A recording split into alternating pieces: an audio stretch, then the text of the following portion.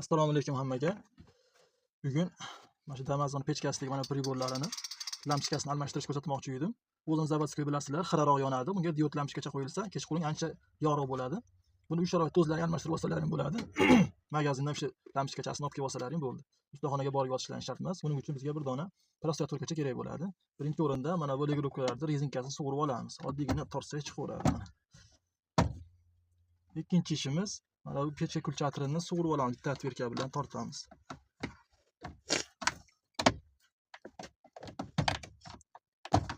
Bu ham chiqdi. Uchinchi ishimiz prostatorka bilan mana bu yerga tiqib turib, shunday qayirsak chiqib kelaveradi mana.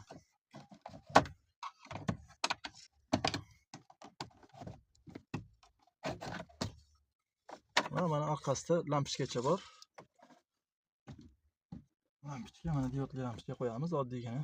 Bu lekin chap o'ng nimasi bor, plus minusi farqi bor. Plus minus tanlaydi bu diodli lampochka. Patvanlikda bu tomonga shogird qarang. Mana bu yerda patvanlik kulchati yoqilsa bo'ldi, bu tomon yonadi. Mana hozir yonmayapti, hozir teskari qo'ydik hozir. Plus minusni o'ngga qo'ysak mana yonadi. Va joyiga shunda qo'yiladi, burab qo'yiladi. Kechki pet hozir uncha bilinmaydi hozir, kechki petga ancha yarki yonadi bu, xudo xolasa. Kimgadir foydali bo'lgan bo'lsa, like, podpiska bosib qo'yasizlar. Rahmat hammalaring.